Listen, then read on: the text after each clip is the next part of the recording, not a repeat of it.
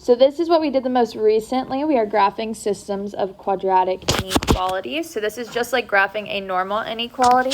We have to find our vertex. The only difference is sometimes our graphs are solid, sometimes they're dotted. Question is 93, bro. How do we know the difference when it's going to be solid and when it's going to be dotted? Oh, I did not get that. The lines. If it's greater than or equal to or less than or equal to, it would be solid. If it's less than or greater than, it is dotted. What is my vertex for the first inequality in 93? 0, 0. Remember, how we find the vertex is what we're adding inside and what we're adding outside. I'm not adding anything inside because I don't have parentheses. And I'm not adding anything outside here. So it's 0, 0. You could also, when it's in standard form, use negative b over 2a to help us find the vertex. But our vertex here is 0, 0. And is this parabola going to be solid or dotted? Solid. Solid. So 0, 0, solid. And does it open up or down? It opens up because a is positive. So let's go to our graphs. Which one has a vertex at 0, 0 and is solid? Well, A would be, that would work. B would work. C does not work because that one's dotted at 0, 0. Same with D. D would not work because that one's dotted at 0, 0. So we can cross those two off. Well, we also need to figure out where we're going to shade for this one. What point can we pick? I can pick 0, 1. So I'm going to plug in 0 for x and 1 for y. Can't choose 0, 0 because that's our vertex. So you have to pick something other than the vertex. So this would be 1 is less than or equal to 2 times 0 squared. So 1 is less than or equal to 0. Is this true? I mean, 1 is greater than or equal to 0. Yes. This is true. So I would shade inside the parabola here, which it still could be either option because remember, what's shaded in this is what overlaps. So let's graph our second one. What's my vertex for our second inequality? Perfect, 0, 3. So both of them have, is it a solid or dotted parabola?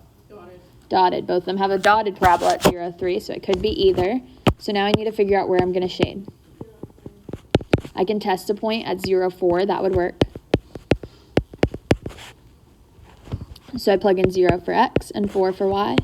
So 4 is less than 2 times 0 squared plus 3.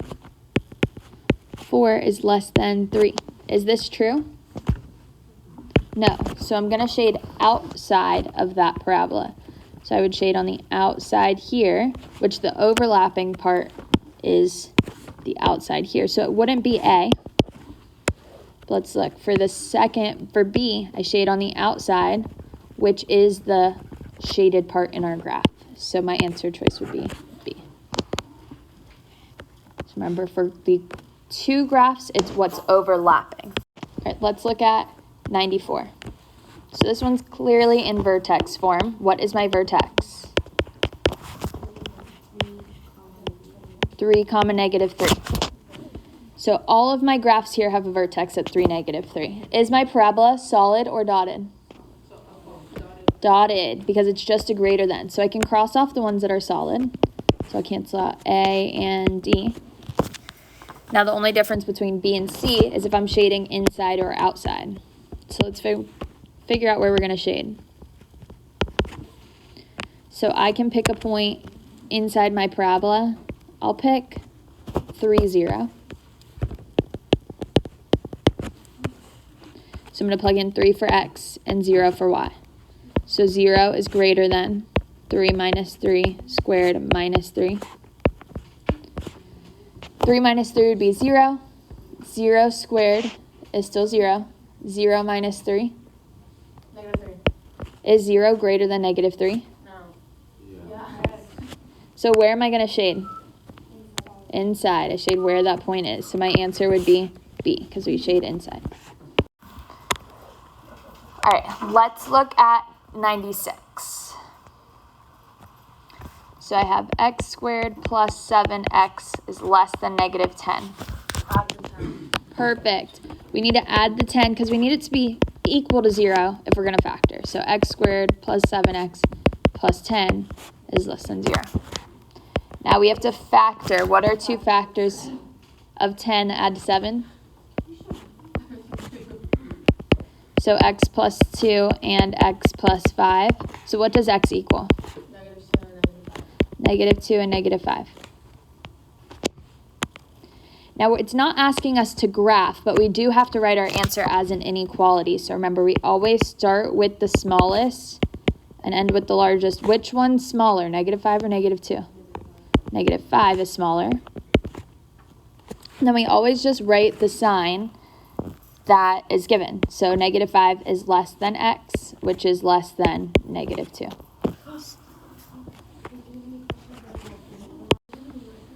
So, like, you always just write the same sign you have here. If it was outside, so let's say this was a greater than sign, and I had -5 is greater than x, which is greater than -2, so this would be outside. It would be written like in two parts, because I can't have -5 that's greater than x, but also x be greater than -2, because if this was on a number line, it would be like this on the outside. So it would write it as two separate inequalities. It would write this one, and then it would write this one. So just write the x twice. So it would say -5 is greater than x, or x is greater than -2. So like the sign will always be the same as it is in the question. Just sometimes it'll be written separately when it's outside. All right, for 97, I have to determine if it's a polynomial and write it in standard form. Is this a polynomial? Yeah, How would I write it in standard form? -5x2 minus 4x. It's not going to be a polynomial if you have x on the bottom, or if you have x inside a square root, or x with a negative exponent, or x as your exponent. So right off the bat, I know which one's my answer. C, because that's the only possible answer choice that has it in standard form correctly. But if, let's say, another one had it, we know that if something's squared, we would call it quadratic. And our leading coefficient is 5.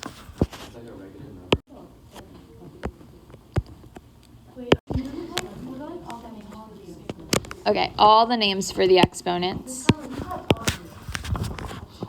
So if I had x to the first power or just x, that would be linear. If it's just a number, that would be a constant. If it's x squared, it's quadratic. X to the third power is cubic. X to the fourth power is quartic.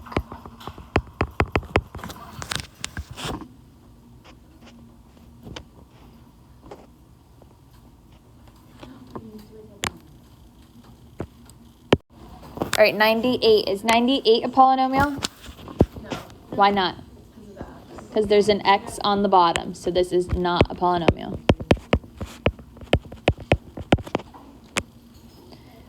For 99, whenever it says evaluate the function, take what x is equal to and plug it into all the x's and solve.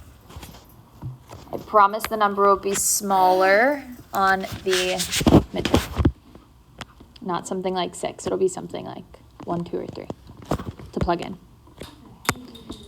Just plug it in and solve. Oh, I didn't get this one. All right, for 100 and 101, you can ignore the answer choices. We didn't go over it this way. We just talked about if the end behavior rises or falls. If you did this in pre-calc, again, they don't write the answers like this. They just say rises or falls. So we'd look at our highest degree and the coefficient. If it's negative, what does that tell us about our right arrow? Right arrow falls. So we could say falls right. And since it's even, it's on the same side for the left, right? Since it's even means that they go in the same direction. So it would also fall. So it falls left. So positive or negative tells us what the right arrow does. even or odd tells us if the other arrow, the left one, goes in the same direction or opposite directions. All right, let's look at 102. So to graph the polynomial, we need to first determine our end behavior. What's my right arrow going to do here? If it's positive, the right arrow is going to do what? Up. It's positive. So the right arrow goes up. And 4 is even. So what's the left one going to do? It's going to go in the same direction. So they both go up. So both my end behavior is up. So I can cross out A and C. And now to figure out which one between B and D, we could plug in a number for X and see what number we get for Y. So I'm going to make a little chart here. Miss Carmen, did you ever teach us something? So we're going to plug in, let's just say 0 for X. So we have 0 to the 4th power minus 2. So that would be negative 2. So one of the points on my graph is 0, negative 2. Which graph has a point at 0, negative 2? D. So my answer is D. Like another way you could think about this is that negative 2 is your y-intercept. This is just showing that that's the y-intercept mathematically. But if you remember, we can see that this is the y-intercept, so we cross the y-axis at negative 2. All right, let's look at 105. So here we are adding polynomials. So when adding, we just have to make sure we add our like terms. So what is 4x squared plus 2x squared? 6x squared. Technically, we could stop there because we only have one answer choice with 6x squared, so we know that that's going to be our answer. But just to be super sure, we can add everything else together. What's 3x minus 5x? Minus 2x. And then 9 minus 9? 0. So our answer is 6x minus 2, so D. All right, next one we're going to look at is 106. So here it's a little bit different because we have a minus. What do I have to do first when I'm subtracting? Distribute the negative. So this becomes negative x cubed minus 7x squared plus 3x minus 1. So we just flip the sign of everything in the parentheses behind. And then we combine our like terms. So negative 3x cubed minus 3x cubed would be? Positive 2x. Negative 4x cubed. Because it's negative 3 minus 1. So that would be negative 4. What about 5x squared minus 7x squared?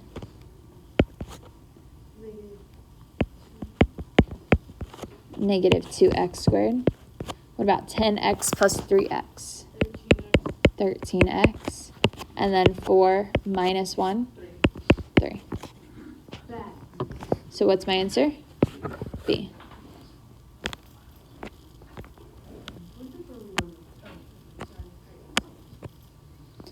All right, next let's look at 108. So for number 8, I'm finding the product. So I have to multiply. How would I multiply here? Distribute. You got to distribute that 4x squared to everything. So it's 4x squared times 7x cubed. X to the 5th power. Remember, when you are multiplying variables, you add the exponents. So 28x to the 5th power. What is 4x squared times negative 6x squared? Negative 24x squared, right? 24x to the 4th power. We're multiplying. Are we adding it? You said not. So We add it. add the exponents. When you're multiplying variables, you add the exponents. Then I have 4x squared times 5x. It'd be 20x cubed. And then 4x squared times negative 7 would be negative 28x squared. So that matches answer choice D. Be super careful for all the questions when picking your answer choice, when you have multiple choice, some of the answer choices are super similar, but just like one of them may have a minus, one of them may have a plus. Just be super careful when picking your answer choice. They're going to be super similar, just don't be in a rush. All right, next one we're going to look at is 112. So I have to find the product. How would I multiply these together? I FOIL it, but I just have to FOIL 2 at a time. Can't multiply all 3 at once. So just pick 2 and FOIL those out first, and then we'll FOIL it with the third one. So I have x squared minus 2x minus 6x plus 12. I can combine my like terms together, so x squared minus 8x plus 12. And now I'm going to multiply the third one to it. So that would be x minus 5. And then I just have to FOIL these out. Can you FOIL it like with x first? So we just have to make sure everything in the first parentheses gets multiplied to everything in the second. So I'm going to start with x squared and multiply that to both things in the second parentheses. So what's x squared times x?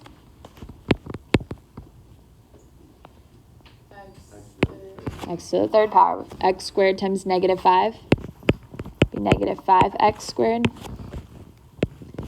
Negative 8x times x would be negative 8x squared. Negative 8 times negative 5 would be 40x. And then 12 times x would be 12x. And 12 times negative 5? Negative 60, awesome. And the very last step is to combine like terms. So I have x to the third power minus 13x squared plus 52x minus 60. So that would be answer choice B.